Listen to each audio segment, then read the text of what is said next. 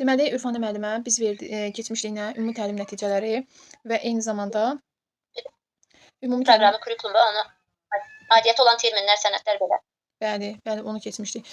Deməli müəllimə, indi hal-hazırda, yəni indi salınan mövzu, məsələn, bundan əvvəl ümumi təlim nəticələri haqqında geniş məlumat verilirdi əvvəlki PDF-lərdə. İndi isə artıq sırf inteqrasiya üstünlük verilir. Çünki inteqrasiya etmək, məsələn, belə deyək ki, uşaqlarda gözlənilən ən üstün davranışlardan biridir də, belə deyək, əlaqələndirmək. Sanki elə bil ki, puzzle nəsə dağılıb, uşaq onun puzzle-ını yığır. Bu necə baş verir? Siz təsəvvür edin ki, məsələn, 8-ci sinifdə ədəbiyyat və yaxud da tarix dərslərində, məsələn, ədəbiyyat dərsi uşaqlar Şahsəmə Xətainin Bahariyə əsərini keçirlər, hə?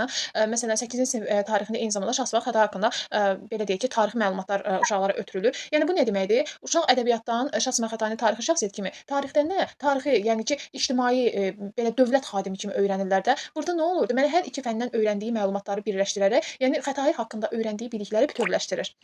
Xətai haqqında öyrəndiyi bilikləri bütövləşdirir, bəli. Deməli, neylədir? İnteqrasiya, əlaqələndirdi. Burada nə arasında əlaqə yaratmış olur müəllimə? İnteqrasiyanın hansı növünə istifadə? Ədəbiyyatla tarix arasında olur. Aha, bu fənlər arası inteqrasiya. Fənlər arası inteqrasiyadır. Məsələn, deyək ki, siz məktəbdə işləyirsiniz, müəllimsiz. Məsələn, tutalım ki, ədəbiyyatdan tutalım 1-ci məzmun xətti ilə 3-cü məzmun xəttindən istifadə elədiniz dərs prosesində. Məsələn, gündəlik planlaşdırma aparan zaman. Bu zaman siz hansı inteqrasiyadan istifadə etmiş olursunuz? Daxili şaquli inteqrasiya. Şaquli inteqrasiya məzmun xəttləri arasında olur. Üfüqi inteqrasiya isə alt standartlar arasında olur. Yox, diqqətli olaq müəllimə. Tələsməyək.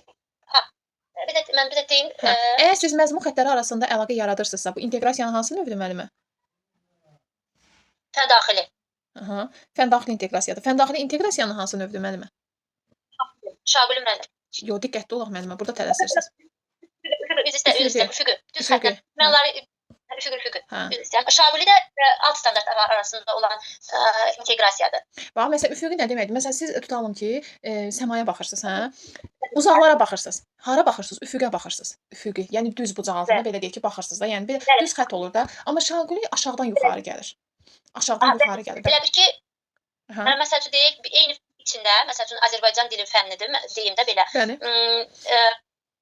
Məsəl üçün Azərbaycan dili fənnində sinifdən sinifə keçdikcə, məsəl üçün alt standart, məsəl üçün biri, məsəl üçün sait və samitləri fərqləndirirdisə, uşaq gələn dərsin məsəl üçün səsləri fərqləndirir. Daha o birisi dərsdə məsəl üçün sinif artdıqca, məsəl üçün sırf məsəl üçün samitlər üzərə gedir, samitlərin yazılışı, deyilişini fərqləndirir. Belə sinifdən sinifə artdıqca elə bir bacarıqlar da mürəkkəbləşir deyim də, yəni belə. Amma əlaqə arasında eyni məsəl üçün fərqləndirmə üzərindən gedirlər də, belə deyim. Bəli. Biz bunu sizə qulaq asdım. Bəli. Yəni mən sizə baxdım, çatdım mənə. Hə, müəllimə biz bunu bilirsiniz nəyə bənzədə bilərik? İndi bizim ixtisasımıza da uyğundur. Biz bu şaquli inteqrasiyanı, məsələn, biz nə deyirik? Deyirik ki, sinifdən sinifə keçdikcə alt standartlar dəyişsə də, rəqəm dəyişmir müəllimə. Rəqəm dəyişmir. Amma onların məzmunu dəyişir. Hə, rəqəm dəyişmir. Məzmun dəyişir. Bəli, məzmun dəyişir. Görürsüz, eyni cümlələrdən istifadə olunmur. Yəni məzmun dəyişir, məzmun etibarı ilə. İndi əvvəl kitablarda bunlar daha geniş nümunələrlə verilirdi. İndi artıq ona ehtiyac yoxdur təbii ki. Amma mən sizə bunu müəyyən etməyin asan yolunu nə ilə əlaqələndirə bilərəm? Çoxmənalı sözlər. Çoxmənalı sözlərdə biz nə deyirik? Adətən mən uşaqlara izah edirəm. Deyirəm ki, uşaqlara siz deyə bilərsinizmi? Qapının gözü var. Deyirlər ki, yox da, özüm öyrətmişəm əvvəlcədən. Deyirəm ki, orada bənzətmə bilirsiniz nədir? Məsələn, insanın üzündə görürsüz bölmələr var da, yəni hər orqanın öz bölməsi var da, gözün də öz bölməsi var. Deməli, pəncərənin gözü olmasıdır, şkafın gözü olması burada bənzətmə əsasında yaradılıb. Elə ki, bölmədir. Görürsüz, burun hər iki gözü ayırır. Elə hesab edin, hə? 2 dənə ayrı-ayrı göz var. Deməli, şkafın da ortasından belə yer ayrılıb və yaxud da aşağıdan kəsilib belə, necəsə bölmələri ayrılıb da. Deməli, bənzətmə əsasında insanlar artıq deyirlər ki, şkafın gözü var, deyirlər pəncərənin gözü var. Nə bilim, müəyyən əşyalarda, yəni bunu təbii ki, əks etdirə bilərlər. Şaquli inteqrasiya buna bənzər. Sonra məsələn deyirik ki, məsələn ağacın qolu. Bax mən deyə bilərəm qapının qolu müəllimə. Təbii ki, deyə bilmərəm. Niyə? Bənzətmə var burada. Bax insanın bədəni birinci bədəndir. Bədəndən də qol çıxıb, elə deyil. Və biz qolumuzu hərəkət edə bilərik, yəni müəyyən deyək ki, öz işlərimizi icra eləyirik və s. Məsələn ağacın da budaqları necədir? Müəllimə gövdədən çıxıb da o da. Elə bir bədəndir, gövdə bədəndir və gövdədən də budaqlar çıxır. Və o budaqlardır da, yəni yellənir, külək əsir, bar verir və s. Yəni görürsüz, burada bənzətmə var. Necə ki, yəni çoxmənalı sözlər nə qədər məna törəsə də ilkin mənadan uzaqlaşmır. Burada da yəni şaquli inteqrasiya belə. Bəli, buyurun. Buyurun müəllimə. Mən sizə eşitmək istəyirəm. Mən nə səsləndim? Bəli, mən sizə eşitmək istəyirəm. Nə deyim müəllimə? Sual verdiniz mənə. Hə, yox, siz nəsə demək istəyirdiniz, elə bilirəm, ona görə. Mən sizi təsdiqləyirəm yəni. Yox, heç nə sual vermirdim. Hə, başa düşdüm müəllimə. Deməli, burada onu qeyd etmək istəyirəm ki, görürsüz bənzətmə əsasında yaradılıb. Məsələn, deyirik ki, stolun ayağı, hə? Stolun ayağı. İndi çox mənalı sözlərə gedək də. Stolun ayağı. İnsanın bədəninin dayağı nədir? Ayaqları, elə deyil. Stolun da dayağı nədir? Onun ayaqlarıdır. Nəyi nə saxlayırsa, o onun ayaqlarıdır da, elə deyil. Deməli, biz deyə bilmərik stolun gözü. Stolun gözü deyə bilmərik. Amma stolun ayaqları var da, onu saxlayır, onun da ayaqları var. Deməli, onun da ayaqları nəyə bənzədir? İnsan ayaqlarına bənzər. Quşun. Və məsələn, siz desəz ki, quşun ayağı bu həqiqi mənadadır. Heyvanın ayağı həqiqətən də ayağı var, hə, ayağı olacaq. Amma deyəndə ki, nədir bu? Məsələn, stolun ayağı, nə bilim, şkafın ayağı və s. də indi çox demək olar. Artıq burada bənzətmə yaradılır da. Yəni burada artıq ilkin mənadan çox-çox uzaqlaşma baş verir. Və belə olduğu təqdirdə də təbii ki, nə olur? İlkin mənadan məsələ burada dayaq məsələsidir. Bax, dayaq. Burada əlaqə yaradan nədir? Dayaqdır və ilkin mənadan uzaqlaşmırsınız. Amma yeni törəmə mənalar olur da, yəni bənzətmə əsasında. Şaquli inteqrasiyada mənimə belədir. İlkin mənada, məsələn, tutalım ki, siz isimlə bağlı mövzu keçirsiniz. Elə, hə, siz isimlə bağlı fərqli-fərqli məlumatlar verəcəksiniz uşaqlara. Yəni hər sinifdə mənsubiyyət şəkilçisi barədə, məsələn, uşaqlar indi 5-ci sinifdə mənsubiyyət şəkilçisini sadəcə öyrəniblər. Və bu gün mən keçdim uşaqlara, sadəcə öyrəndilər uşaqlar onu. İndi gələcək siniflərdə müəllimə keçəcəklər nəyi? Məsələn, mənsubiyyət şəkilçisi hansı sözlərə qoşulanda sözün kökündəki sait düşür, bu məsələlərə diqqət edəcəklər. Amma hal-hazırda, yəni o məlumatlarla uşaqları yormurlar. Deməli, bu nə deməkdir? Biz mənsubiyyət şəkilçisi haqqında çox şeylər bilə bilərik. Amma bu hal-hazırda 5-ci sinif uşaqlarla addım-addım şəkildə, addım-addım izah olunur da. Yəni birdən-birə uşağa məlumat ötürülə bilməz. Aydın olur fikrim? Hə, yəni ona görə deyirik ki, yəni alt sınıfa görürsüz, deməli bu o deməkdir ki, ya 6 ya 7-ci siniflərdə uşaqlara mənsubiyyət şəkilçiləri barədə yenə də məlumat ötürüləcək. Və orada yenə də nömrə eyni olacaq, amma məzmun fərqli olacaq orada. Yəni aydındır fikrim mənim. İndi mənsubiyyət şəkilçisi şəxslərə görə hə, bəli, buyurun. Bir də məsəl üçün mən əvvəl başa düşmürdüm Şaquli ilə üfüqündə, yəni tayımın əvvəlki kitabında açıq-aydın versələr də çatmırdı. Ümumiyyətlə, amma indi sizin izahınızla daha yaxşı oturdu da, yəni Şaquli üfüqi inteqrasiya. Hə, o elədir. Bax, Şaquli inteqrasiya aşağıdan yuxarı gəlir. Şaqulini elə fikirləşək, aşağıdan yuxarı. Aşağıdan yuxarı nə deyək? Biz əvvəllər ümumiyyətlə kurikulum kitablarında belə öyrənirdik ki, müəllimə, kurikulum deyirdilər ki, spiral varidir. Bəli, spiral varidir. Yəni sadədən mürəkkəbə doğru gedir. Sadədən mürəkkəbə doğru. Yəni əhatə dairəsi sinifdən sinifə keçdikcə nə olur? Genişlənir də bunun əhatə dairəsi. Hə, belə olduğu təqdirdə də müəllimə qeyd edim ki, ona görə də deyirik ki, Şaquli inteqrasiyada aşağıdan yuxarı gəlir. Yəni uşaqlara ən az bilikdən artıq əhatə dairəsi genişlənir də sadədən mürəkkəbə doğru getməyə başlayır. Hə, indi üfüqi inteqrasiya isə müəllimə burada məzmun xəttləridir. Bax, mən nə demişdim? Məzmun xəttləri sanki elə bir anlayışdır ki, elə ki əvvəllər məsələn tutalım, bizə məsələn deyək isim mövzusu 6-cı sinifdən keçirilirdi və onunla bağlı tapşırığı biz 6-cı sinifdə edirdik və növbəti siniflərdə bunu etmirdik. Bu gün 9-cu sinif uşaqları məndən soruşurlar ki, müəllimə, məsələn filan mövzulardan sual düşə bilər. Uşaqlara deyirəm ki, yəni düşə bilər. Niyə düşə bilməz? Yəni bu məqamı izah edirəm. Yəni əgər bir qayda ilə bağlı sizdə hər sinifdə tapşırıq icra edirsinizsə, deməli bu buraxılış imtahanına düşə bilər bu mövzu. Bir qayda ilə bağlı. Məsələn, bayaq nə dedim? İsim mövzusu ilə bağlı. Deməli məlumatı yarımçıq verdi. Gələcək siniflərdə o biliyin əhatə dairəsini genişləndirəcək. Deməli, Təhsil Nazirliyi özü və yaxud da Dövlət İmtahan Mərkəzi uşaqlarda bu haqqda sual hazırlamaqda haqlıdır. Çünki nə deyir? Məsələn, müəllim uşağa dərsi izah edən nə deyir? Deyir, qardaşım, məsələn, mən sənə dərsi izah eləmişəm, hə. İzah eləmişəm, indi də deyir, mən onu səndən almaq istəyirəm, qiymətləndirmək istəyirəm. Yəni burada da belədir. Yəni Təhsil Nazirliyi nə deyəcək? Mən tapşırıqlar hazırlamışam, dərsliklərdə tapşırıqlar vermişəm. Sən onu icra eləmisən. İndi ona gəl imtahan ver. Yəni bax belə. Deməyəcək ki, daha 6-cı sinifdə öyrəndi. Görün uşaq nə qədər uzaqlaşır da isim mövzusunu 9-cu sinifə qədər. Amma indi təhsil elə qurulub ki, uşaq o mövzudan tam uzaqlaşmır. Elə o mövzunun içində olur. Belə deyim. Hə, onu məsələn deyək ki, artıq indi Azərbaycan dilində 4 dənə məzmun xətti varsa, deməli biliklər elə ki planlaşdırılıb. Məsələn necə? Elə ki hər belə deyək ki, indi məsələn suallarda nə düşür? Mətn tipli suallar düşür, hə? Dinləyib anlama danışma, məsələn dinləyib anlama, uşaqlarda dinləyib anlama bacarığını inkişaf etdirməkdən ötürü görürsüz, dərsliklərdə ayrı bir tapşırıq var. Sonra oxuyub anlamadsam, indi görürsüz məsələn mətn testləri düşür. Bu uşaqlarda oxuyub anlama, yəni ikinci məzmun xətti ilə bağlı. İndi artıq siz məsələn icmal yazanda, indi yəqin ki öz təcrübəniz çoxdur. 2 ilə bağlı nəsə görəndə bilirsiniz ki, orada mətn var, uşaq mətn oxuyacaq. Mətn üzrə işdir. Məsələn 3 ilə bağlı orada nəsə varsa, biləcəksiniz ya esse yazdıracaqsınız, ya inşa yazdıracaqsınız, ya hər hansı bir əməli yazı yazdıracaqsınız. Axır ki uşaq qələmi əlinə götürüb nəsə edəcək. Sinif tapşırığı etmək yox ha, nəsə yazacaq uşaq orada, nəsə qeydlər aparacaq, edəcək bunu. Məsəl üçün deyək ki, 4 ilə bağlı məzmun xətti gördünüzsə, deməli, məsələn 2 ilə 4 məzmun xəttlərini gördünüzsə, biləcəksiniz ki, hə, deməli uşaq oxuyacaq sonra oxuduğu əsasında da deməli dil qaydalarını tətbiq edəcək. Yəni 4-cü məzmun xəttini tətbiq edəcək. Deməli 2-dirsə oxu qaydası, 4-dürsə deməli dil qaydalarına bağlı bilikləri tətbiq edəcək. Müəllimə, onda mən bu dərsdə belə izah eləyirəm sizə. Onda gələn dərsdə artıq soruşacağam. Bəli, buyurun. Yox, sual cavab verin. Hə, sual cavab verin. Gələn dərsə saxlam. Hə, yaxşı. Gələn dərsə saxlamayıq. Geri qalmayım, mən də istəmirəm çünki. Yaxşı, müəllimə, Azərbaycan dilinin məzmun xəttləri hansılardır?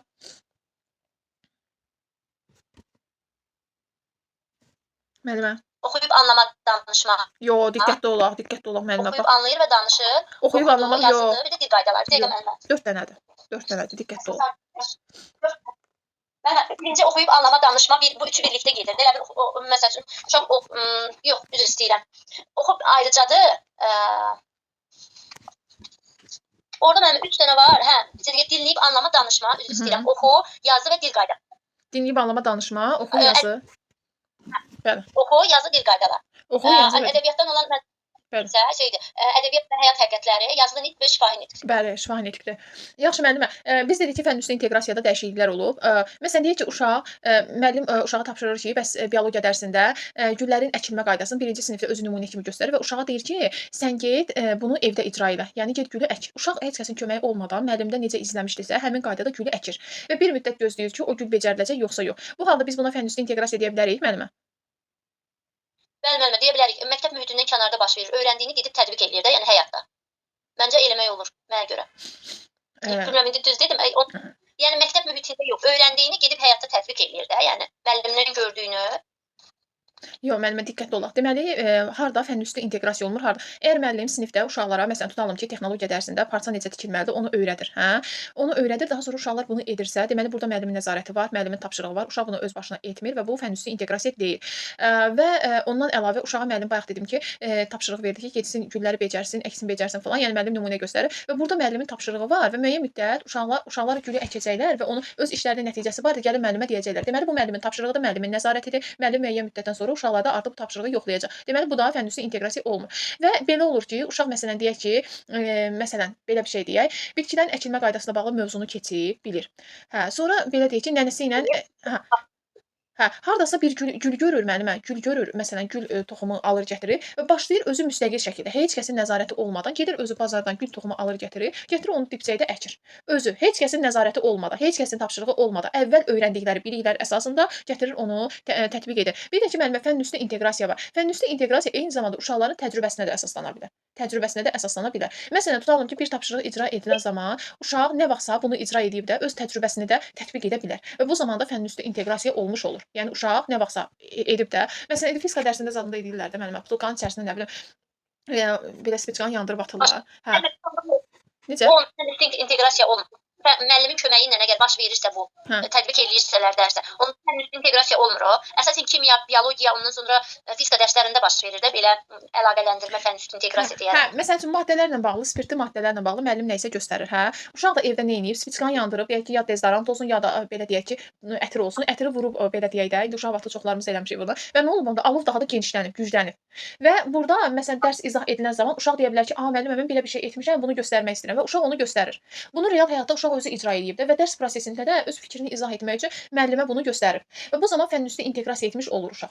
Yəni müəllimin dediyi hər hansı bir şey yox, öz təcrübəsində olan bir şeyi dərs prosesinə gətirir. Öz fikrini izah etməkdən ötəri. Deməli burada uşaq fənn üstü inteqrasiyadan istifadə etmiş olur. Amma fənn üstü inteqrasiya nə deməkdir? Uşağın heç kəsin nəzarəti olmadan öz təcrübəsi əsasında qazandığı biliklərin uşağın öz təcrübəsi əsasında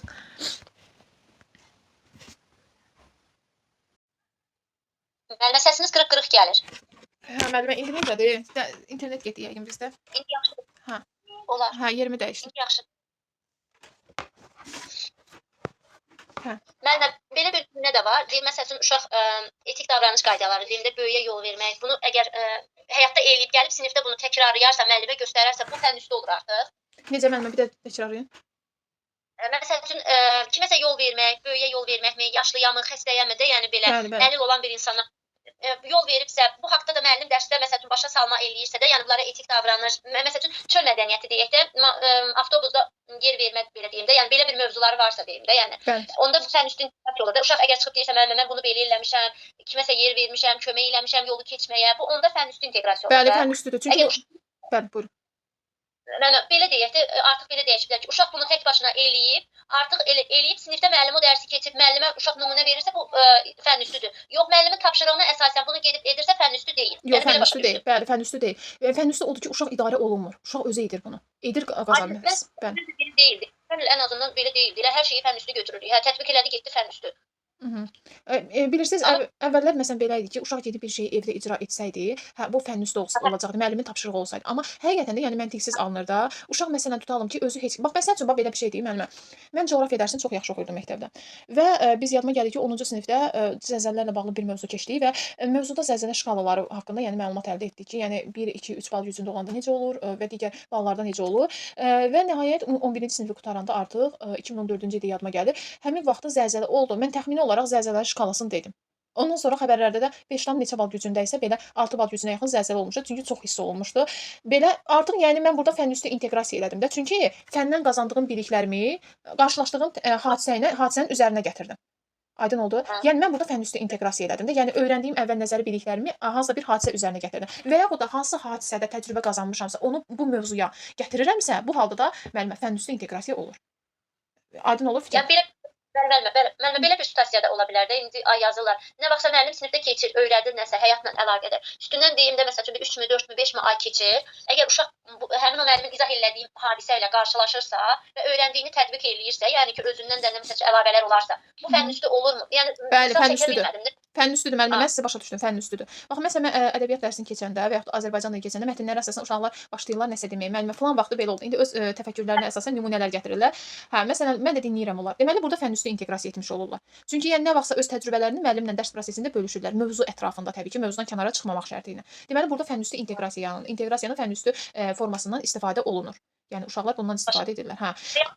Bəli, buyurun. Mənə yaxşı çatdı. Yəni fikrimi sizə çatdıra bildim də, yəni. Yox, mən başa düşdüm sizə. Mən başa düşdüm sizə. Situasiya yazaram. Hə, narahat olmayın. Bu mövzu biraz yeni gəldi deyə keçən illər oldu da, belə deyək, sertifikasiya sınağında artıq üzə çıxdı ki, Sən Demə Təhsil Nazirliyi artıq fənn üstü inteqrasiya bu şəkildə yanaşacaq və artıq ona görə də biraz situasiyalar da yenidir bu barədə. Ona görə 10 dəqiqədən sonra linki atacaq. Yəni 10 dəqiqədən sonra yenidən göndərəcəm linki. Hə, belə. Mən kitabı bağladım. Hə, verin. Ona sual-cavab verin. Yox, sual-cavab eləmək istəyirəm sizə. İndi müəllimlər etik davranış qaydalarından da sual verəcəm. Yaxşı müəllimə, indi inteqrasiyanın ən üstün növü nə oldu müəllimə? Fənn üstü inteqrasiyası müəllimə. Aha, ən məqsədyönlü növü hansı oldu?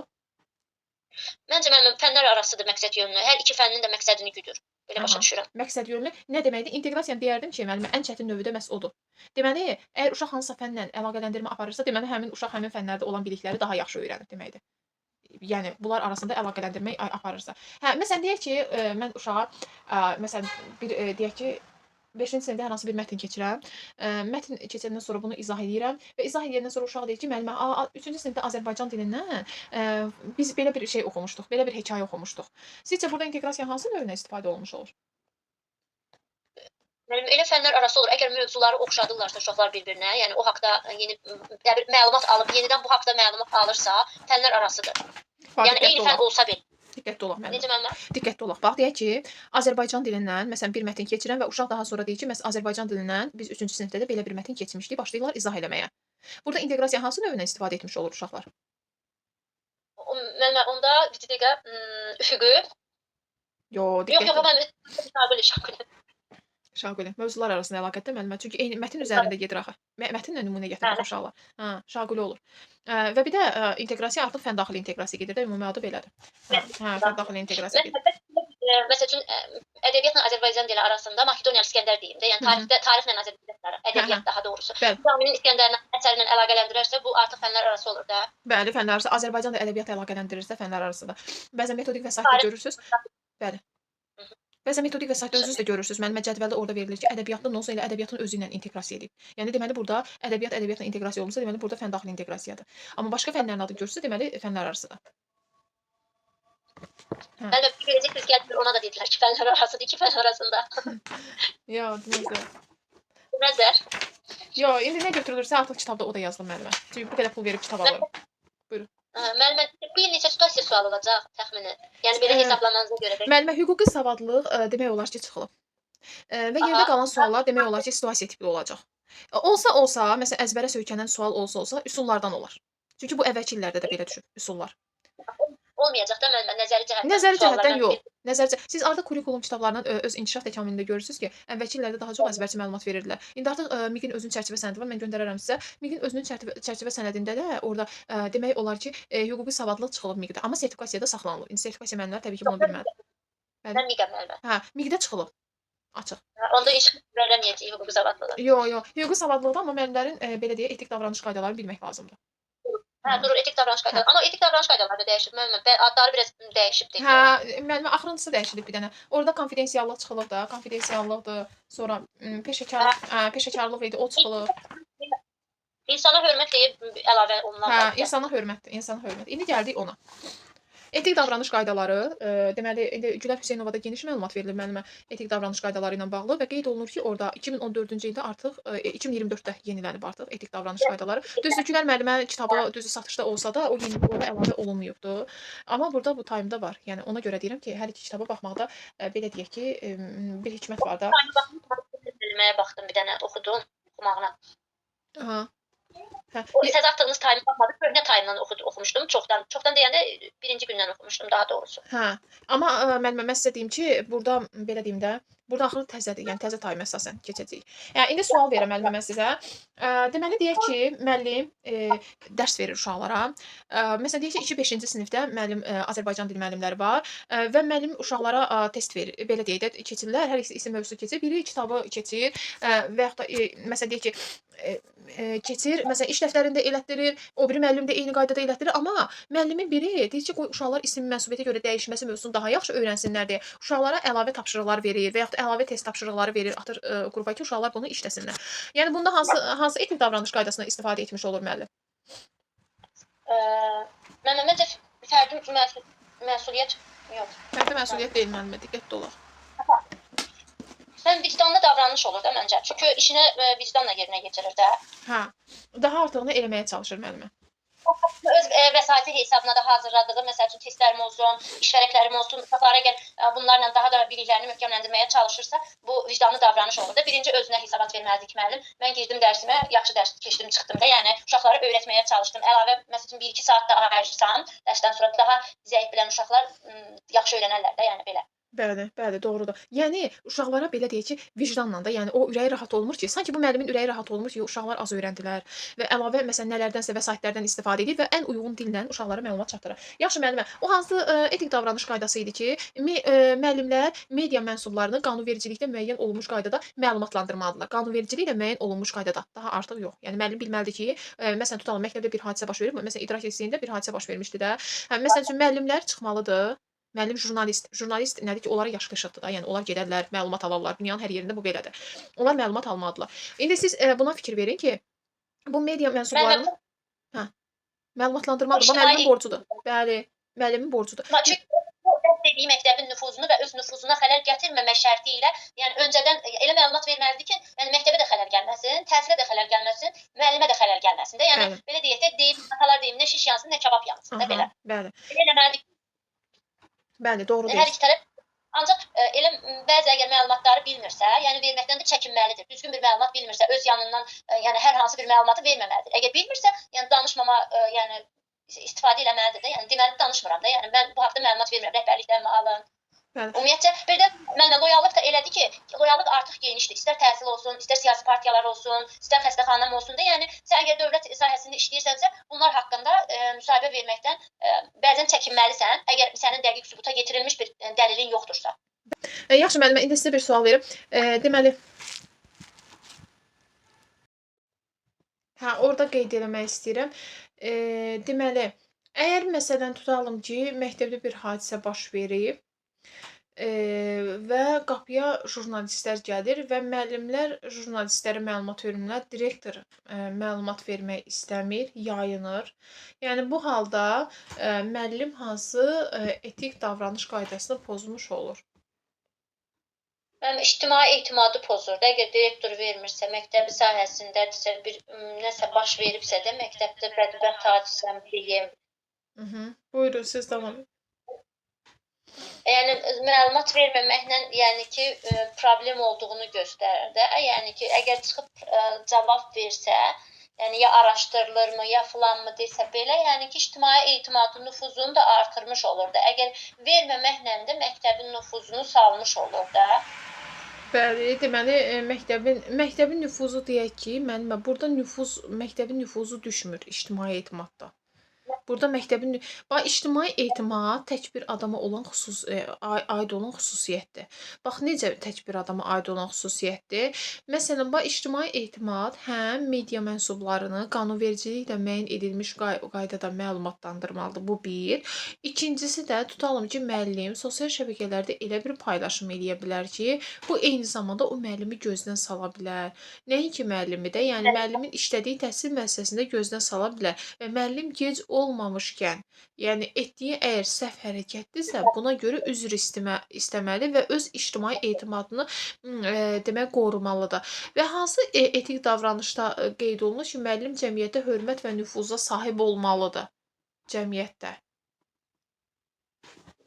Müəllimə, mədəni davranışda. Yox, diqqətli olaq müəllimə. Cəmiyyət, mədəni davranış sırf müəllimin özünə aiddir. Amma hansı etik davranış qaydası idi ki, baxın, ümumi insanların baxışını əks elətdirirdi. Açar söz olaraq bunu deyə bilərəm. Ümumi insanların baxışı orada öz əksini tapırdı. İnsana hörmət mi? Yox.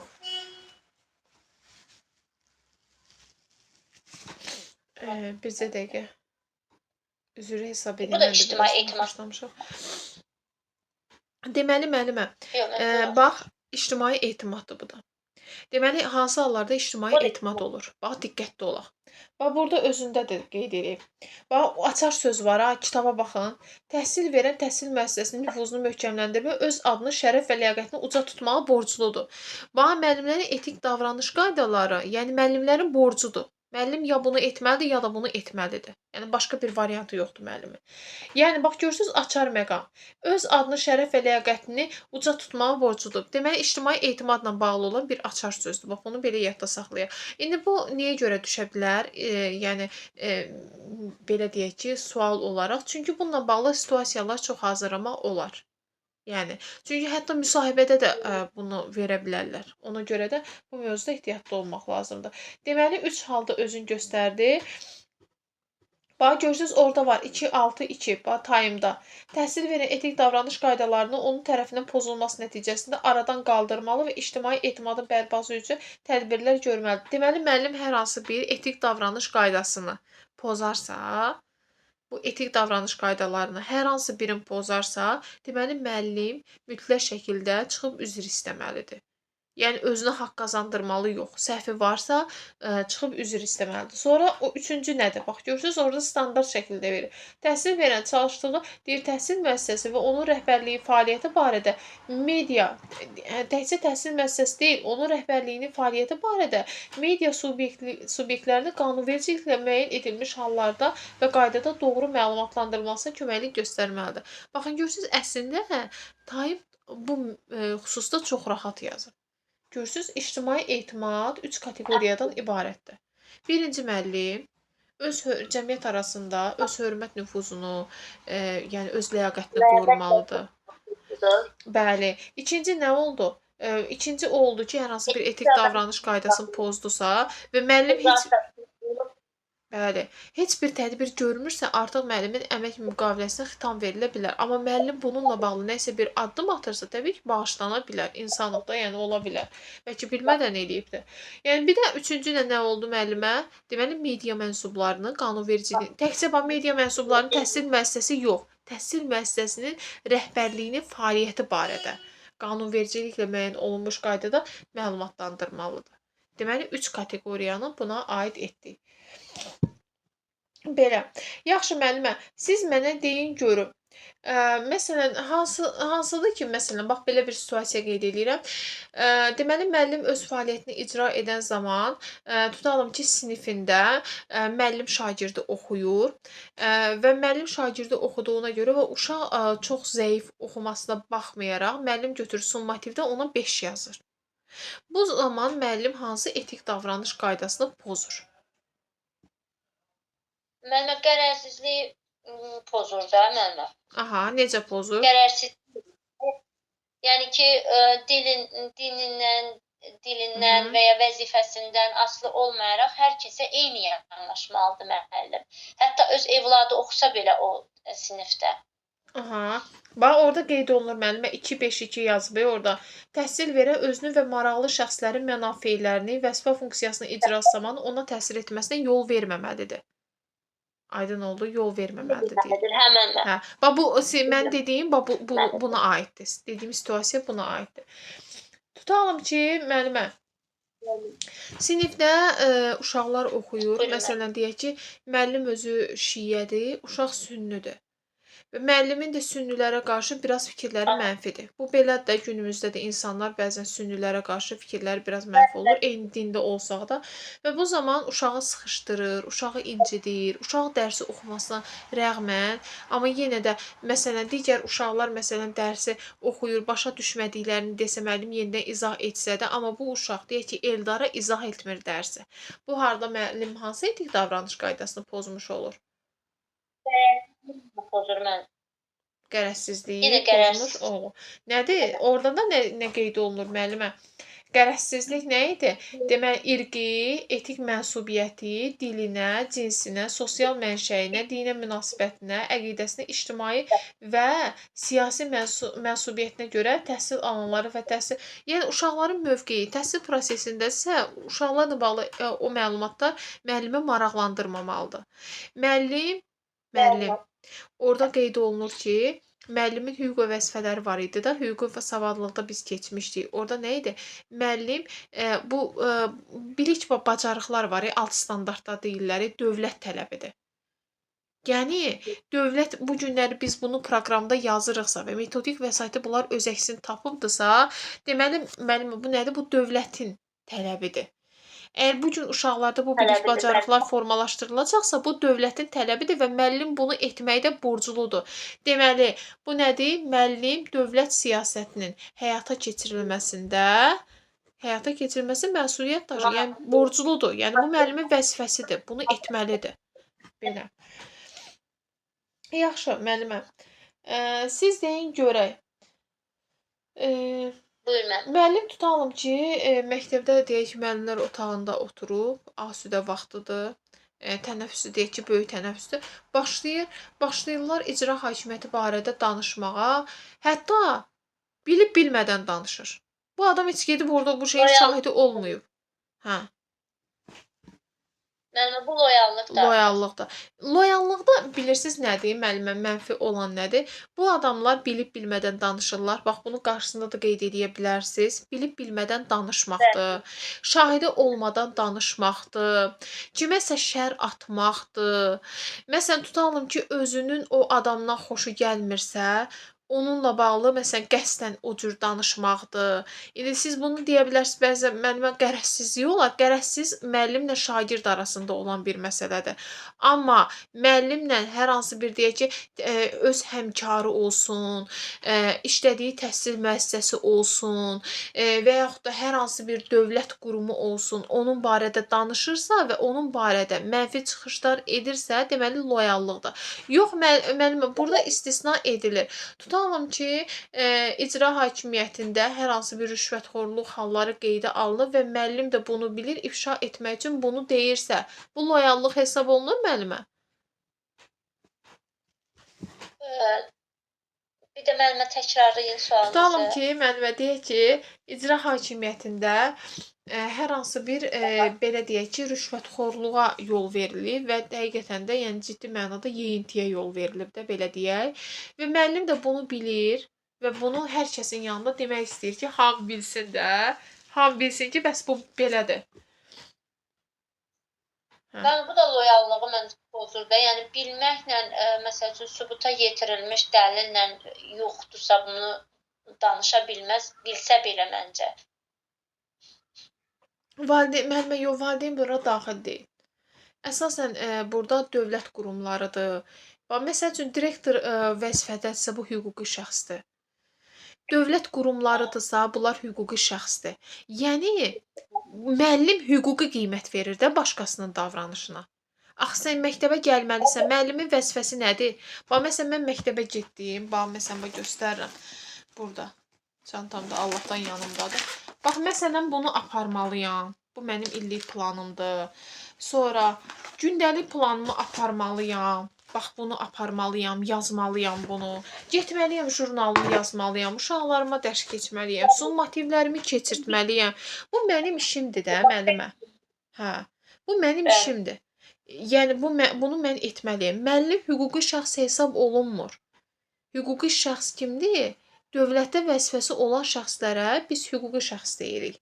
Əgər müəllim durub hər hansı müəssisə rəhbəri barədə, məsələn deyək ki, dövlət qurumu barədə və onların onlar barədə nə isə deyirsə, deməli bu halda müəllim nə etmiş olur? Loyallığı pozur. Deməli hüquqi qiymət verir. İndi gəlin baxın burada konkret cümlələrə baxaq. Burada təhsil verən vəzifəsinə aid olmadığı hallarda işlədiyi və digər təhsil müəllimin vəzifəsi bayaq dedim nələr idi? Gəlib dərsini keçdi, çıxdı, getdi də, hə? İndi müəllimin məsələn nəyinə gəlin baxaq. Yəni digər təhsil müəssisələrini və dövlət orqanı tutalım ki, bu məktəbdə oturub, məsələn deyək ki, 9 saylı məktəb barədə danışır. Sən orada işləmirsən də, yəni.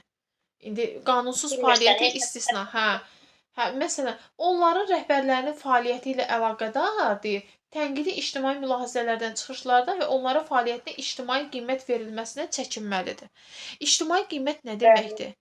Artıq elə bir təsəvvür formalaşır ki, hər kəsdə mənfi fikir formalaşa bilər 9 saylı məktəb barədə. Yəni mənfi fikir formalaşa bilər də 9 saylı məktəb barədə. Ona görə də müəllim nə edir? Artıq burada nə etdi? İctimai qiymət verdi. İctimai qiymət verdiyi insanların düşüncəsini, üzr istəyirəm, pis mənada azdırdı.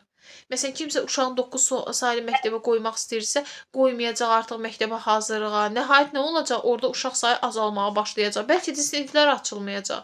Bəlkə də bir sinif fəaliyyət göstərəcək. Yəni bu elə ki loyallıq olanda elə ki təxribat eləyir də kimsə.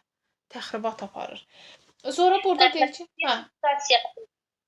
belə bir situasiyada olsa, məsəl üçün də, yəni hər hansı bir hüquqi şəxsə qiymət verən müəllim, yəni müəllim olsun, öz peşə vəzifəsini də yəni adlayıb, həmin məktəb haqqında sosial şəbəkədə deyim, belə rəylər yazırsa, öz adınla aşkar yazırsa, hər hansı bir dövlət qurumu haqqında yazırsa, məsələn tutalım deyim, təbib haqqında yazırsa, o artıq hüquqi şəxslərdə dövlət işçiləri, dövlət götürür onları və ya vergi barəsində, ya gömrük haqqında nəsə açıq-aydın yazırsa, burada həm loyallığı pozmuş olur, həm də müəllim nüfuzuna xələl gətirir də, onu da başa düşdüm. Bəli, deməli müəllim biri var. Bir arada belə olurmu müəllim? Yox. Ola bilər müəllimə. Baxın. Bir tərəfdən gedir, məsələn tutalım ki, çayxanada oturub da danışa bilər, müəllimlər otağında da oturub danışa bilər və yaxud da müəllimə belə deyim də, səsim gəlir, eşidilir səsim? Mənə elə gəlir donuram. Yox, donmursunuz, mən eşidirəm. Hə, biri var gedib çayxanada da otura bilər. Biri var müəllimlər otağında da danışa bilər. Bir də var ki, açıb interneti, məsəl üçün bu şeylər var da, məsələn qaçırlar xarici ölkədə ölkənin əleyhinə danışırlar. Açıb interneti elə də danışa bilər. Tutalım canlı yayın açıb müəllim başlayır danışmağa. Hansısa təhsil müəssisəsi haqqında, təhsil müəssisəsinin rəhbəri haqqında danışmağa başlayır. Hansısa dövlət qurumu haqqında danışır, dövlət qurumu idarəçilik sistemi haqqında danışır. Axı sən nə evə gərəkdir? Sənə lazımdır, yəni bu çıxışları etmək. Bu halda etik davranış qaydasını pozursan, artıq müəllimlik vəzifəsindən kənarlaşırsan. Müəllimə aid olmayan bir davranışdır. Sən nə evə gərəkdir? Məsələn, kim necə işləyir? Düzdür, qanunsuz fəaliyyəti qeyd etməlisən. Əgər bu həqiqətən də ölkənin nüfuzuna, məsələn deyək ki, məsələn rayonda məsələn deyək ki 5 ildir icra hakimi təyin olunub, o icra hakimi yeyintilərə yol verir, heç bir məsələn deyək ki quruculuq işlərində iştirak etmirsə, təbii ki müəllim buna bir belə deyək ki vicdanlı olaraq, yəni bunu öz münasibətini bildirməlidir, etirazını bildirməlidir müəllim cəmiyyətin qaymağı da.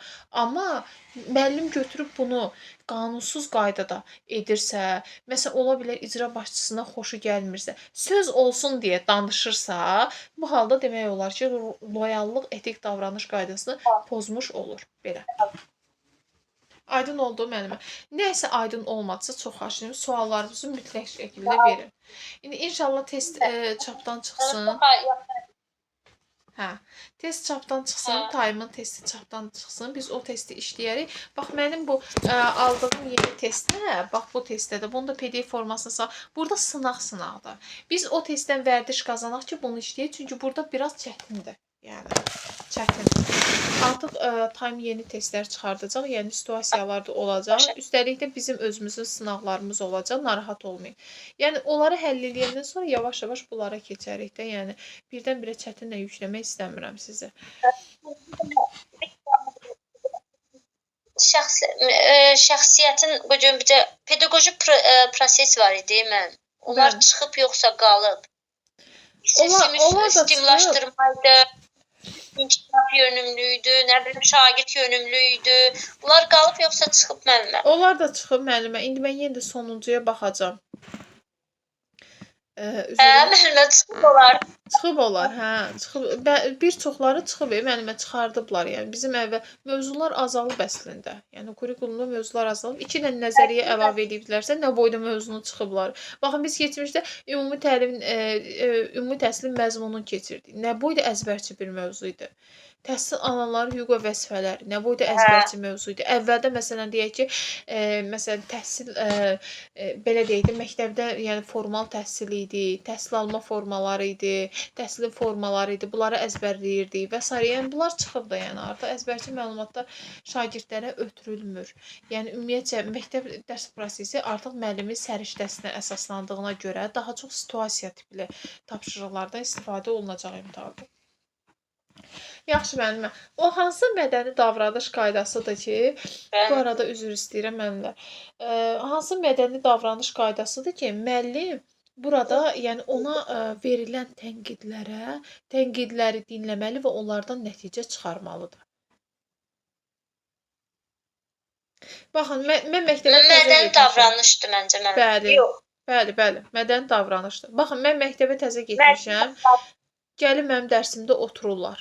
Məsələn, direktor müavini və yaxud da başqa müəllimlər gəlib otururlar. Və dərs prosesində onlar deyirlər ki, müəllimə, siz məsələn dərsi keçərkən sıralar arasında gəzmədiniz.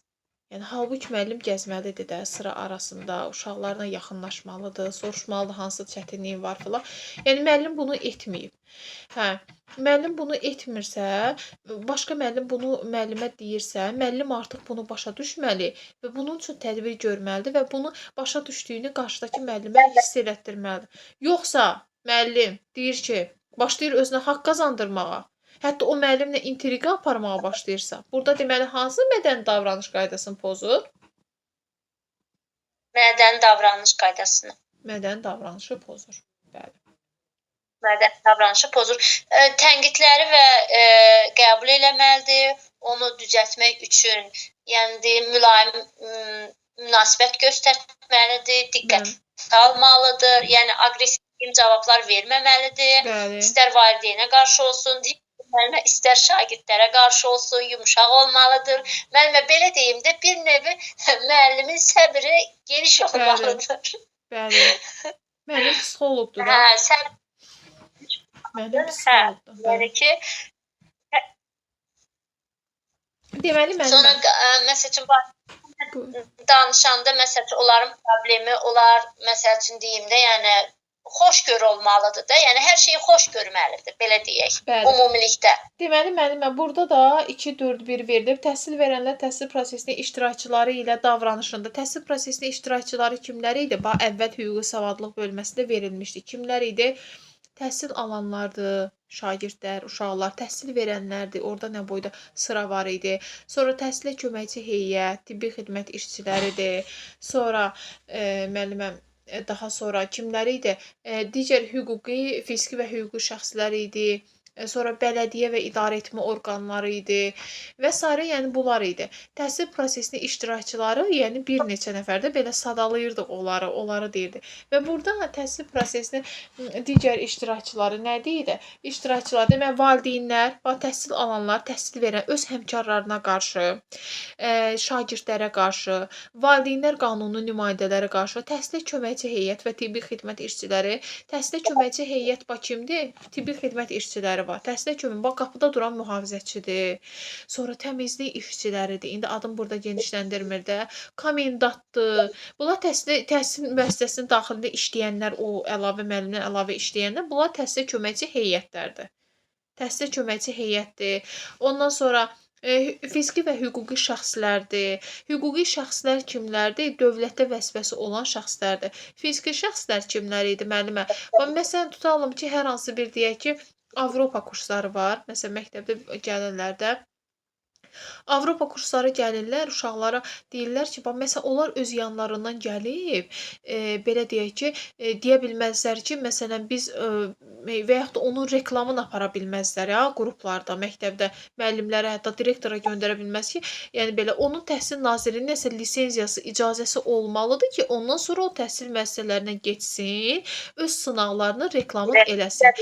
Və yaxud da ola bilər ki, sınaq imtahanında hədiyyələr qoyub və uşaq onu hədiyyələrdən birini qalib gəlibsə, deməli o gəlib onu məktəbdə də təltif eləməsə, mütləq onun icazəsi olmalıdır.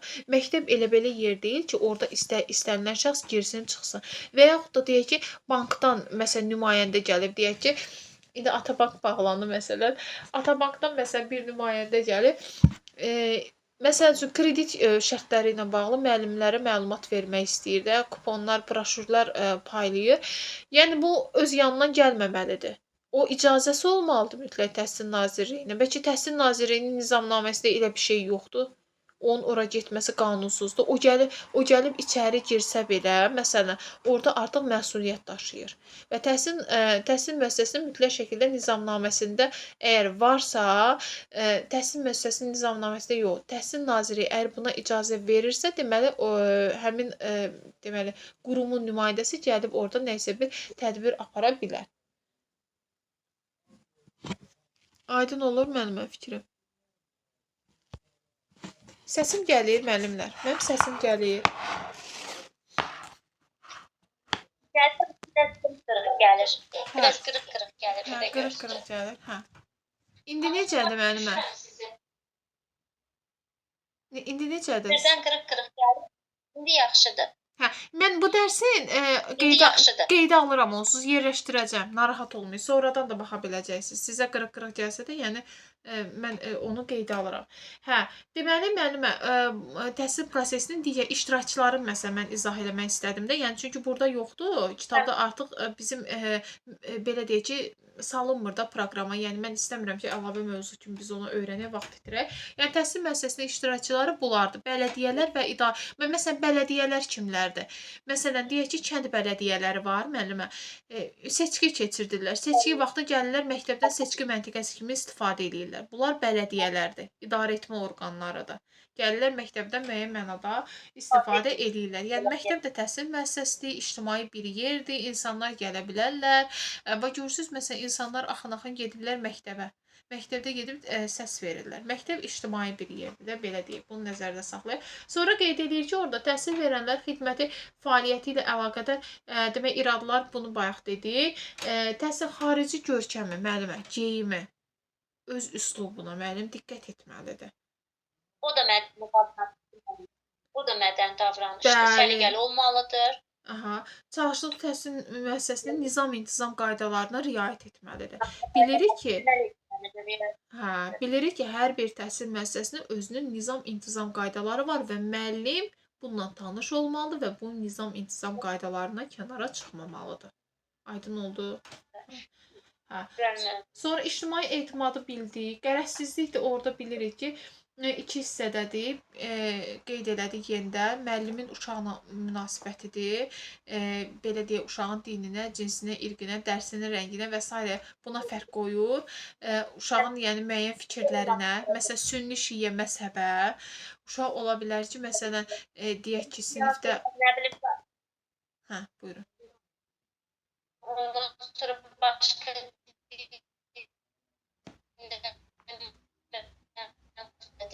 hamısına bərabər şəkildə öyrətməlidir. Yəni kimdən sual verirsə, onu cavablandırmalıdır. Birinci hissədə budur. İkinci hissədə isə müəllimin özünün və maraqlı şəxslərin belə deyək ki, mənafeləri onun vəzifə funksiyası, yəni müəllimlik peşəsini icra edən zaman ona təsir etməməlidir. Belə, necə ola bilər? Bayaq dedik ki, müəllim uşağı, belə bir situasiya dedim, müəllim uşağı sinifdə oxuyur və müəllim də müəllimə hörmət etmək xatirinə 3'lük uşağa götürüb 5 yazır. Əgər pozur qanunudur. Qərəzsiz, etik davranış pozur. Müəllim olmasın, başqa sahənin adamı olsun və ya qohumum olsun, fərqi yoxdur. Başqa sahədə işləyən adam olsun, sifariş gələrsə ki, mənim uşağıma 5 yaz, ya mənim uşağıma belə elə daha çox məşğul ol. Yenə müəllim əgər bunu onun dediyini yerinə yetirərsə, yenə qərərsizliyi pozmuş olur da, yəni qərərsiz davranır. Bəli. Öz bacısı uşağı sinifdə oxuyur. Müəllim götürür ona 4-dürsə 5-lik yazır. Burada artıq qərərsizlik pozulur. Hə, indi mən bəli. Eyni davransa yox, pozmuş olmur da. Hə, eyni davransa pozmuş olmur. Məsələn, 4-lük uşağı götürüb 5 yazır, öz bacısı uşağıdır. Və bir də müəllimə vəzifəli şəxslər var. Məsəl üçün, müəllim ola bilər ki, onlardan bir də müəllimə nədir? Müəllimin uşağın valideynindən xoşu gəlmir. Və götürür uşağa 2 yazır. Qəsdən. Yaxşı oxuyan uşağa 5-lik isə 4 yazır. 4-lük isə 3 yazır. Və bu halda müəllim nə edir? Qərəzsizlik. Uşaq axı sənin valideyninlə münasibətin pisdir. Uşağı niyə əziyyətin yerə vurursan? Məsəl üçün mən uşaqlara öz fənnimi tədris edəndə deyirəm ki, məsələn, qrup işi icra eləyin. Qrup işində deyirəm ki, əməkdaşlıq eləmək lazımdır, ünsiyyət, göz kontaktı qurmaq lazımdır. Mütləq şəkildə, yəni qrup lideri məsuliyyət daşıyır da buna görə. Uşaqlara deyirəm ki, ay uşaqlar, burada məsələn əzbər danışmağa ehtiyac yoxdur. Əgər siz prosesdə iştirak edirsiniz, mən sizin əziyyətinizi qiymətləndirməliyim. Qurtardı. Yəni mən uşağa belə demirəm də, yəni ki, yox, sən burada mütləq bunu əzbərləməlisən. Yox, indi bilirik də artıq yaddaşa yox, düşüncəyə əsaslanır kurikulum. İndiki təhsil sistemi yaddaşa yox, yəni əzbərə yox, düşüncəyə, məntiqə. Mən Bakıda qalıram da, yəni məktəblər var. Müəllimə heç də yan keçmirlər, heç nə keçmirlər. Müəllimə heç kurikulumun, demirəm, qınamıram, yaşlı nəsildirmi, bilmirəm nədir, heç kurikulumun yanından belə keçmir. Yazır ki, kitabda, məsələn, 3-cü sinifdədir. Mətni dinləyin və onu gəlib nəql edin. Müəllim uşağın dəftərinə yazır ki, ibtidai sinif müəllimi, sən səhv eləmisən, sən bunu yazıb gəlməliydin. Orada deyir ki, nəql elə, demir ki, məzmununu dəftərə yaz. Nəql eləmək də danışmaq deməkdir də. Bunu uşaq şifahi şəkildə danışmalıdır. Bu uşağın danışması artmalıdır, oxuyub anlaması artmalıdır. Bu dəqiqə nazir onun üstünə düşüb ki, bizim oxuyub anlamamız dəyibdir. Yəni müəllimlər də tərsini eləyir də. Yəni açığı deyim, orada kitabda yazılan heç maraqlı deyil. Get, köçür gəl. Hələ 5-ci sinif müəllimə. Yəni indi mən müəyyən qədər biz də pulumuzu belə yoldan çıxartmağa çalışırıq da. Yəni qazanırıq belə yoldan. Uşaq gəlir, heç nə bilmir müəllimə. Birinci tapşırıqdan tutmuş səhifədə A-dan tutmuş, məsəl üçün düz B-yə kimi, 2 A-dan tutmuş 4 B-yə kimi. Veri, yaz. Yaz gətir qızım bunu. Mən deyirəm, ay bala, müəllim sizə demədi mi bunu dinləyin? Deyir, yox. Deyirəm, dinləmə atmadı, linkini atmadı sizə. Bilir axı, müəllimə də var axı, bu cür səhifə var. Trimis.edu, hə. Orada dinləmə mətnləri var, yerləşdiriblər, uşağa göstər, məktəbin, məsələn, öz elə belə məktəblər deyil, müəllimə, Nərmanov 212 nömrəli məktəbdir. Hasına baxırsan, bərbad sıfatdadır hamısı. Deyərəm ki, 45 nömrəli məktəb, biraz yaxşıdır. Ona baxanda biraz yaxşıdır. Əslində müəllimə, burada kurikulumu reallaşdırmaqda heç bir problem yoxdur. Niyə? Çünki burada oyun əsaslıdır, yəni oyundur. Biz məsələn uşaqlarla qrup işi keçiririksə, uşaqda elə bir təsəvvür yaratmalıyıq ki, uşaqlar oyun oynayırlar. Yəni elə bir təsəvvür yaratmalıyıq ki, uşaqlar məsələn iş formalarıdır, iş üsulları nədir? Elə bir oyunların adıdır. Uşağa biz belə başa salmalıyıq ki, bax siz oynayırsınız, bu oyununuzun adı tutalım klasterdir. Bu oyununuzun adı aksiyondur. Yəni mən adətən uşaqlarıma belə izah edirəm. Həqiqətən də çox maraqlı keçir. Amma təbii ki, bu uşaqlarda bir qədər də aşağı siniflərdə formalaşdırılmalıdır. Yuxarı siniflərdə biraz zaman ala bilər, gec adaptasiya olurlar. Obraz nədir, hekayə xəritəsi nədir, heç birindən xəbəri yoxdur. Hamısı üzünə baxır. Bax, hazırlığa gəlirlər, valideynin başı çıxmır, ümumiyyətcə müəllimə. Yəni öz yaşından olan valideynlər də var da, yəni yaşıd olan, onların belə başı çıxmır. Valideyn bilmir də. Biz o valideynə belə deyək ki, günahlandıra bilmərik. Təhsildən uzaq bir şəxsdir. İndi biz təhsil sahəsində deyək, bu şeyləri maraqlanırıq, bilirik, imtahan veririk. Yəni bizim məcburiyyətimiz var. Biz həm də bunu öyrənirik. Hə, amma o valideyn Ümumiyyətcə keçmiş təhsil alan valideynlərdir də, ənənəvi təhsillə bitirənlərdir məktəbi, belə deyim də, ümumi olaraq bilirəm vaxt gedir müəllimə. Yəni belə toxunmaq istədim bu məsələyə. Yəni həqiqətən uşaqlar da yazıq olur. Yəni kitabda yaxşıdır, yaxşıdır, amma yazıq olur çox uşaq. Təəssüflər olsun ki, yəni belədir, artıq biz problemi həll eləyə bilmirik. İnsan özündə, yəni təkamül bilməlidir, inkişaf bilməlidir, maraqlanmalıdır. Əgər bunu edə bilmirsə, təbii ki, burada nə sizin, nə bizim, heç kəsin günahı yoxdur. Yəni təəssüf eləmək olar buna ancaq. Deməli, müəllimə davam edirik. Sonra insanların orada deyək ki, hüquq azadlıqları. Yəni qısaca desək ki, insana hörmət. Yəni indi bu yadda saxlamayaq, yəni belə uzun yəni deməli bu hissələr qeyd olunubdur burada. 3 hissədən ibarətdir. Bunlar hansılardır? Təhsil verənlər insanların hüquq və azadlıqlarını, qanuni maraqlarını pozan, onların şərəf və ləyaqətini, həmçinin işgüzar nüfuzunu ləkələyə biləcək qərarlar qəbul etməməlidir. Bax, təhsil verən müəllim. Müəllim nə etməlidir? İnsanların hüquq və azadlıqlarını, bax demir ha, şagird. Demir ha, məsələn, həmkar.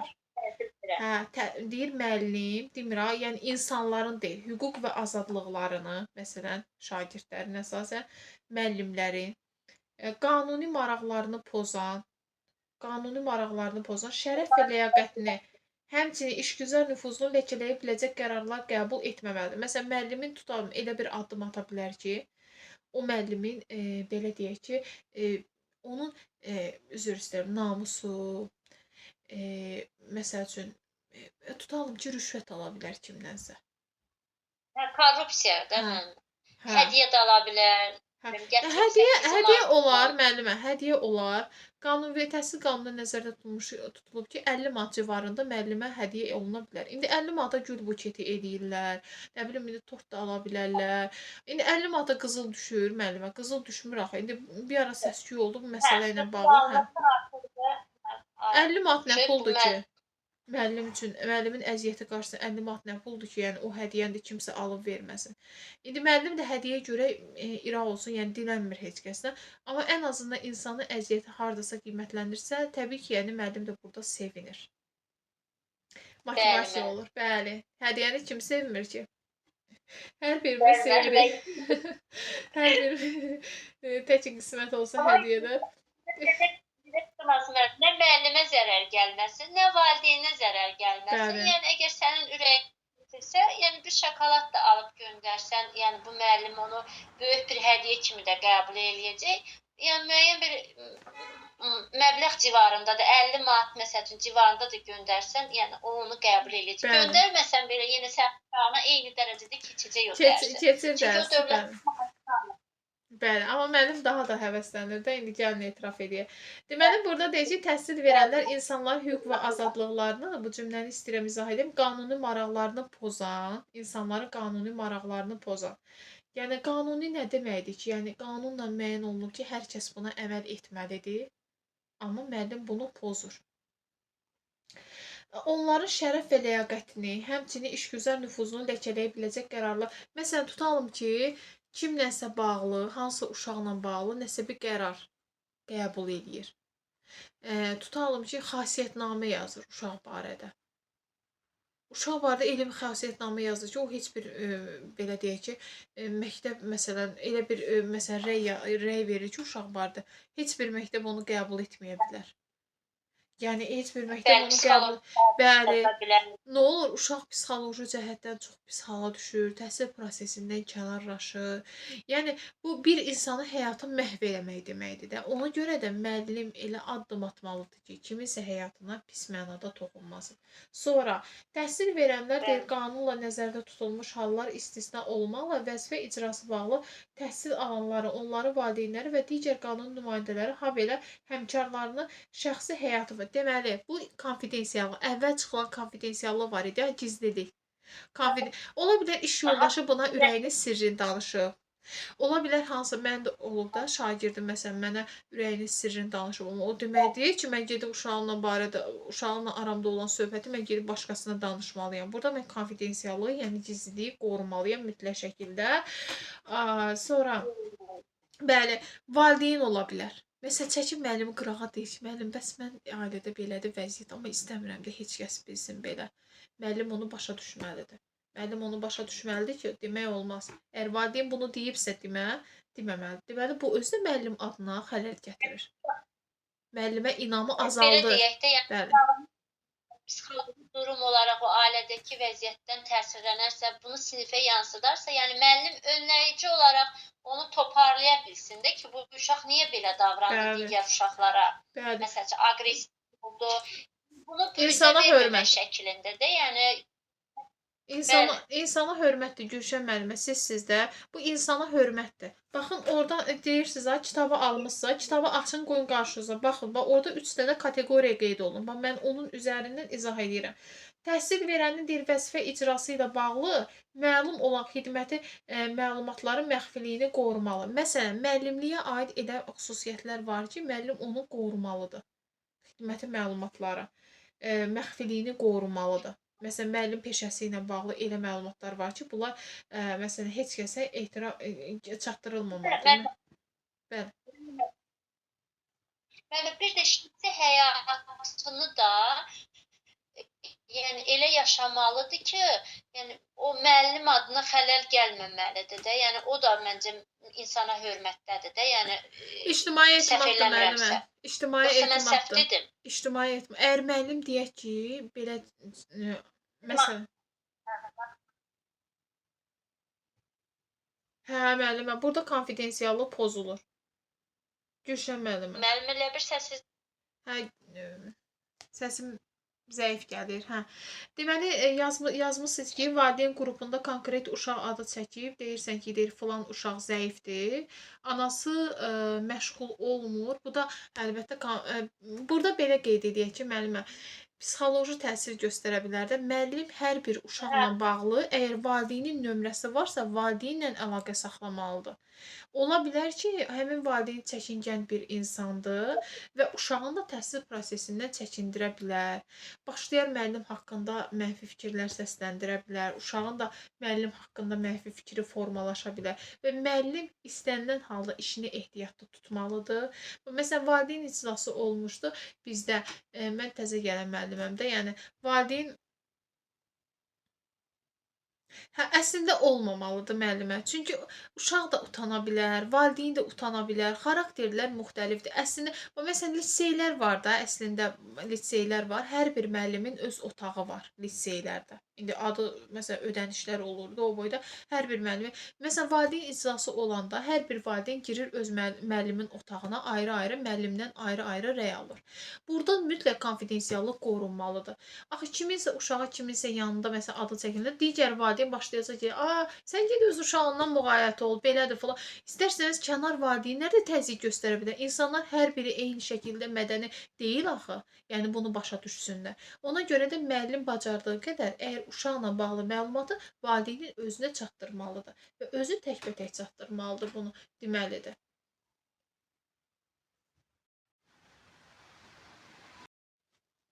İki dənə link atmalıyım və çalışaq ki, yəni bu müddətdə çox səmərəli istifadə edə bilək. Bunu da açıram. Müəllimə. Bəli, buyurun. Mən bayaq dedim, təhsil verən şəxsi həyatında milli əxlaqi və ictimai davranış normalarına əməl etməlidir. Bu bilirsiniz harda verilib? Siz PDF atmısınız mənə. Təhsil verənin xidməti fəaliyyətindən kənar davranış hissəsi deyə ad altında verilib. Hə, hansındadır? PDF atmısınız, təhsil verənin hüquqi savadlıq deyə belə 3 dərs PDF-lər atdınız, ayrı-ayrılıqda müəllimə. Təhsil verənin xidməti fəaliyyətindən kənar davranış adı altında gedir. Hə, xidməti fəaliyyəti. Yəni şəxsi həyatında milli əxlaqi və ictimai davranış normalarına əməl etməlidir. Müəllimə, bu belə deyək də, yəni müəllim durub necə deyim, hamıya açıq, xalqa açıq belə bir yerdə yəni göstəriş eləməməlidir də. Yəni mən belə başa düşdüm. Aha, elədir. Orada siz bilirsiniz nə xidməti məlumatların məxfiliyi deyirsiniz də siz. Bunu qorumalıdır. Yox. Xidməti məlumatları yox. Xidməti fəaliyyətindən kənar davranış adı altında gedir. Hə, o loyallıqdır da müəllimə. Loyallıqdır. Kənar davranış. Xidməti fəaliyyəti nədir müəllimin? Xidməti fəaliyyəti bayaq dediyim kimi gəlib dərsini keçməlidir, məktəbdə işin gücünü görməlidir, yazsın, pozsun, hamısını etməlidir. Artıq mənim qanunsuz olaraq kiminsə dalıcan danışırsa, kiminsə quyusunu qazırsa, artıq xidməti fəaliyyətindən kənar. Aşır da bu işi aşır, yəni. Sual olaraq imtahana ən çox düşmə ehtimalı məncə loyallıq olar, ictimai etimad olar. Müəllimə, situasiya formasında hamısı düşə bilər. Düşə bilər. İndi mən bir sual da verəcəm sizə. Hə, təhsil verənlər nə deyir? Deyir ki, xidməti fəaliyyəti ilə bağlı, təhsil müəssisəsinə bağlı elə qərarlar verilə bilər ki, bu ictimaiyyətə açıqlanması lazımdır. Çünki bilirik ki, hər bir təhsil müəssisəsində öz nizamnaməsi var. Yəni məxfiliyi qorumalı, ictimailəşdirməməli, özünü və digər şəxslərin mənafeyi üçün istifadə etməməlidir. Yəni ola bilər ki, belə deyək də, o ifadə var ya, deyir, əlində kozur tutmaq. Onu istifadə etməməlidir. Anlamalıdır ki, bu məktəbdə işləyirsə, bu məktəbin nizamnaməsinin tələblərinə hörmətlə yanaşmalıdır və onun mənafeyi üçün çalışmalıdır məktəbdə işləyirsə. Daha o məktəbdə işləyə o məktəbin əleyhinə nə isə etməməlidir. Aydın oldu? İctimai etimad Necə? İctimai etimaddır da bu məktəblə. Yox, müəllimə, bu insana hörmətdir. İnsana hörmətdir müəllimə. İnsana hörmət. Hə, insana hörmət izah edirəm. 3 hissədən ibarət oldular. Hüquq və azadlıqlar. Məsələn, abidə insana hörmətdə biri də var müəllimə. Bu qeyd olunmuyor, amma Gülər Hüseynovada bu var idi. Deməli, deyir ki, müəllim məsələn, cəmiyyətdə gördüyü hər hansı bir hadisələrlə bağlı hərəkət və hərəkətsizliyə yol verirsə. Hərəkət o demək ki, uşaq siqaret çəkir və müəllim yaxınlaşır uşağa deyir ki, və siqaret çəkmə sağlamlığa ziyandır və bununla bağlı tədbir görür, valideynləri məlumatlandır, hərəkətə yol verdi. Amma müəllim dərsdən çıxır, uşaq dərsdən çıxıb ondan sonra nə ayırır, nə edirsə, məni maraqlandırmırsa və uşaqları müəllimin vəzifəsində var idi müəllimə. Uşaqları pis davranışlardan çəkindirməlidir, pis vərdişlərdən çəkindir. Bu müəllimin vəzifəsi idi. Bunu etməli olduğu halda müəllim nə edir? Deyir ki, əşi, olsun, ailəsi də elədi. Yəni, amma müəllim uşağı layihələrə cəlb eləsə, sosial layihələrlə bağlı uşaqları məlumatlandırsa, indi müəllim hər bir insanın təbii ki, baxış açısı fərqlidir, məsələyə münasibəti və həlli də tamam fərqli ola bilər və başlayır nə edir müəllim? Deməli, uşağı məlumatlandırmırsa, deməli müəllim burada hərəkətsizliyə yol verir. Hərəkətsizliyə yol verir. Deməli, gördüyü ilə bağlı nəsə bir addım atmalı idi ki, problem həll olunsun və müəllim bunu etmir. Deməli, bu halda müəllim hərəkətsizliyə yol vermiş olur. Aydın oldu müəllimə? Hə. Deməli, burada qeyd olunmayan bir dənə odur. Hərəkətsizliyə yol verməkdir. Hə, bir də müəllimə qanunçuluq var idi. Burada qanunçuluqda da burada qeyd olunur. Təhsil verən deyir əmək funksiyasının icrası zamanı, yəni əgər məktəbdə dərs keçirsə, Azərbaycan Respublikasının konstitusiyasıdır, təhsil qanunudur deyək. Azərbaycan Respublikasının tərəfdar çıxdığı beynəlxalq müqavilələrdir, onların tələbləridir. Yəni biz Azərbaycan Respublikası olaraq həmin müqavilələri tərəfindəyiksə və dəstəkləyiriksə, müəllim buna əməl etməlidir. Yəni burada qanunçuluqdur. Hə, hüquqi normativ xarakterlidir, aktların tələblərinə əməl etməlidir. Sonra burada başqa nə qaldı ki? Hə də beynəlxalq müqavilələrdir, hüquqi normativ. Yaxşı, deyək ki, müəllimə. Müəllim dərs keçir. Dərs keçən zaman uşağa belə deyək ki, uşaq 5-lik öyrənib, tapşırığı 5-lik yerinə yetirib. Amma və lakin müəllim götürür, deməli, tapşırıqları yazmasına rəğmən uşağa götürür 4 yazır. Və burada 2 dənə deyək ki, 2 dənə etik davranış qaydası pozulur. Hansı? Müəllimə deyim, Hansı bəli? vicdanlı davranışla qərəzsizliyi pozur. Qərəzsizlik o ola bilər ki, yəni ədavətim ola bilər. Yəni bax qərəzsiz davrandı da, yaxşı yazıb Bəli. uşaq. Yəni niyə qiymətləndirmirsən? Bir də vicdanlı da yanaşmırsan da, vicdanlı nə olub sənin? Hə, vicdanlı da yanaşmır ki, uşaq həqiqətən əziyyət çəkib yazıb, amma sən onu qiymətləndirmirsənsə, deməli müəllim burada vicdansızlıq edir həqiqətən də. Bu ən çox yuxarı siniflərdə də olur. Uşaqla müəllim, böyük uşaqlarla müəllim arasında ədavət olur. Əsasən oğlanlar arasında belə biraz böyüyür, qanlarının qaynayan vaxtı olur. Yəni hər şeyi belə qlobal görürlər deyə. Bəli, ola bilər. Yəni elə bir hallar ola bilər. Yəni bu halda müəllim diqqətli olmalıdır. Belə müəllimə, bununla bağlı situasiyalarımız olacaq. Təbii ki, mən özüm bunun üçün testlər hazırlayacağam. Varımdır da testlər. Amma təkmilləşdirmək istəyirəm. Yeni təbii ki, proqrama əsasən uyğunlaşdırmaq istəyirəm. Belə, müəllimə, dərsimizi yekunlaşdırmalıyıq. Yeni izah da göndərəcəm. Bəli, belə sual-cavab etmək əslində mənim üçün də rahatdır, müəllimə. Mənim üçün rahatdır, çünki mən ən azından bilirəm ki, müəllimlər nə dərəcədə yəni mənimsəyirlər və bundan əlavə də təbii ki, time testi çıxsın, təkcə sual-cavab yox, eyni zamanda dərs zamanı testlərdə işləyəcəyik, testlərdə səhvlərə baxacağıq, sınaq olacaqsa dərs prosesində sınaq işləyəcəyik. Bax belə olacaq. Xoş oldu müəllimə. Mənim üçün də xoşdur müəllimə. İnşallah uğurlar arzulayıram sizə. Gecəniz xeyrə qalsın müəllimə. Hə, sağ olun. Dərsi dinləyərəm. Hə, baş üstə göndərərəm. Sağ olun müəllimə. Sağ olun. Sağ olun.